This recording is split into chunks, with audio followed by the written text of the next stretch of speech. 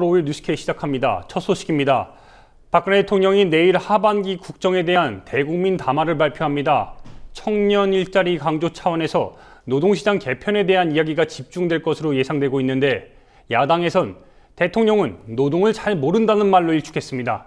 안은필 기자와 함께 이 사안부터 짚어보겠습니다. 안녕하십니까? 안녕하세요. 네, 박근혜 대통령이 내일 하반기 국정 운영에 대한 대국민 담화를 발표하죠. 이른바 이 4대 개혁으로 불리는 이 노동시장 개편 등에 대해서 강조할 거라고 하던데 말씀 주시죠. 예, 이번 담화의 핵심은 공공, 노동, 금융, 교육 등 박근혜 대통령이 계속 강조해온 4대 개혁이 될 것으로 보입니다. 그 중에서도 당면 현안인 노동시장 개편을 강조할 것으로 예상되는데요. 박 대통령은 어제 휴가를 마치고 돌아온 첫 국무회의에서 노동시장 개혁은 한마디로 청년 일자리 만들기라고 해도 과언이 아니라고 말했습니다. 아닙니다. 청년들을 위해서 기성세대가 조금 양보를 하고 스스로 노동개혁이 일어나지 않는다면 청년들의 일자리는 앞이 보이지 않는 일입니다. 이런 의미에서 최근 역점적으로 추진 중인 임금 피크제 도입은 기성세대와 청년들이 서로 윈윈하는 고용 구조를 만드는 것입니다. 또한 박 대통령은 청와대 고용복지수석에 친박계 김현수 의원을 임명했는데요. 현 현기환 정무수석과 안종범 경제수석 그리고 김현수 고용복지수석까지 노동시장 개편 관련 핵심 보직이 모두 친박계 의원 출신으로 채워진 셈입니다. 결국 박 대통령이 내년 총선 전까지 최대한 속도를 내려 한다는 분석이 나옵니다.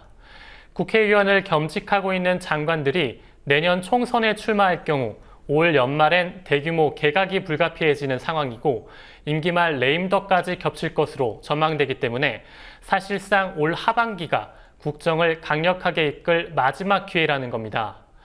정부와 여당도 노동시장 개편에 한 목소리를 내고 있는데요. 최경환 경제부총리는 오늘 공공기관 현안점검 회의에서 임금 피크제는 선택이 아닌 필수라며 각 부처 장관과 공공기관장에게 강력한 추진을 주문했고 김무성 새누리당 대표 역시 정부의 노동개혁에 대한 여론의 지지가 높다고 말했습니다.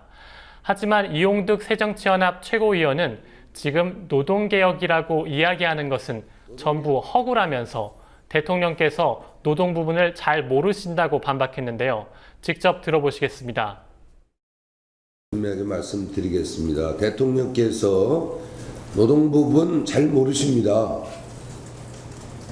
저는 박근혜 대통령과 매우 가깝게 그동안 7번을 독대했던 사람입니다. 노동개혁이라고 말씀하시는 게 취업규칙 완화, 해고 완화, 임금 피크제 이게 경제성장과 청년 일자리와 무슨 연관이 있다는 말입니까? 그러니까 정부가 강조하는 내용을 보면은 이 임금 피크제를 통해서 노동시장 개편을 하겠다는 건데 노동계의 반응이 궁금합니다. 예, 먼저 임금 피크제에 대해서 설명이 좀 필요할 것 같습니다.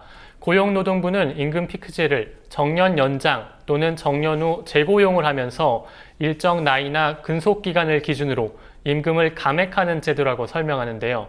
쉽게 말해서 정년을 연장하는 대신 임금을 줄이는 제도라고 할 수 있습니다.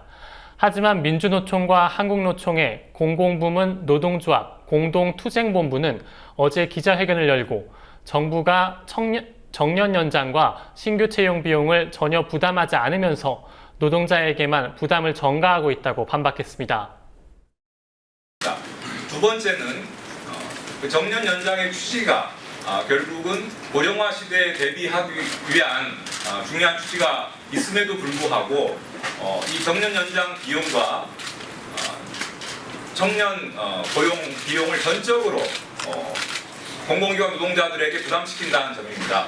박근혜 대통령이 2015년까지 공공부문부터 비정규직을 정규직화하겠다고 했습니다. 그 약속만 지킨다 하더라도 공공부문에서 양질의 청년 일자리가 수만 개 창출된다는 점을 다시 한번 말씀드리고자 합니다.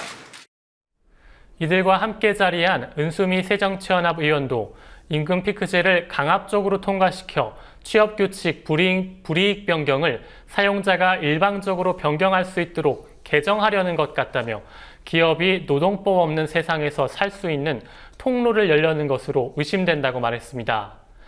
또한 임금 피크제 도입이 청년 일자리 창출로 이어진다는 정부의 주장에 대한 반박도 제기되는데요. 문유진 복지국가 청년 네트워크 운영위원장은 임금 피크제와 청년 고용 촉진과의 인과관계가 명확히 설명되지 않는 상황에서 마치 임금 피크제를 하면 청년 일자리가 증가한다고 하는 것은 부모 세대와 자녀 세대의 갈등을 조장하는 것 같다고 말했습니다. 네, 또 임금 피크제의 주된 대상이 공공부문과 대기업 정규직 부문인데 사실 이 일자리가 청년에 다 흡수할 수 있을 정도로 많은 일자리도 아니고요. 그런 측면에서 정부가 내놓는 임금 피크제는 청년 일자리의 대안이라기보다는 그냥 마치 사실 청년들을 대상으로 눈속임을 하고 있는 것이다라고 보고 있습니다. 양대 노총 공공부문 공투보는 정부가 임금 피크제 도입을 중단하지 않으면 다음 달 11일 1차 공동파업을 벌일 계획입니다. 네, 다른 소식도 알아보겠습니다. 미국 방문했던 김무성 대표와 휴가 때문에 잠시 자리를 비웠던 문재인 대표가 복귀했습니다. 국회로. 선거제도 개편 논의가 본격화되는 모양새가 나오는데 어떻습니까? 예, 그동안 여야는 각각 오픈 프라이머리와 권역별 비례대표제를 주장하면서 접점을 찾지 못했는데요. 그래서 오늘 국회에 복귀한 여야 대표의 발언이 주목되는 상황이었습니다. 일단 첫 제안은 문재인 새정치연합 대표가 내놓았습니다. 문 대표는 오늘 오전 최고위원회의에서 새누리당이 권역별 비례대표제를 도입하면 우리 당도 오픈 프라이머리를 당론으로 결정할 수 있다고 말했습니다.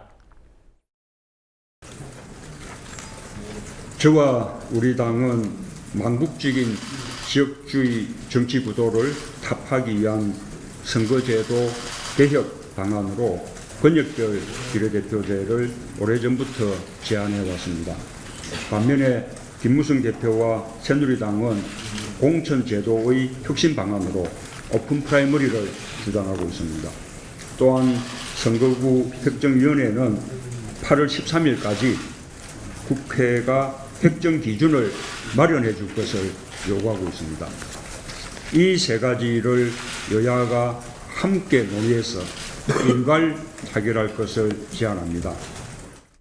하지만 김무성 새누리당 대표는 문 대표의 제안을 신중히 검토하겠다면서도 어떤 한 개혁을 위해 다른 부분을 붙여서 한다는 건 수용하기 어렵지 않겠느냐고 거부의 뜻을 밝혔습니다. 김 대표는 또한 개인 의견은 비례대표를 확대한다는 것은 정치 발전에 도움이 안 된다고 생각한다며 비례대표를 늘리는 데 대해선 반대 입장을 분명히 했습니다. 황진아 새누리당 사무총장도 권역별 비례대표제 채택은 의원 정수가 늘어날 수밖에 없다는 우려가 있다며 거부의 뜻을 밝혔습니다.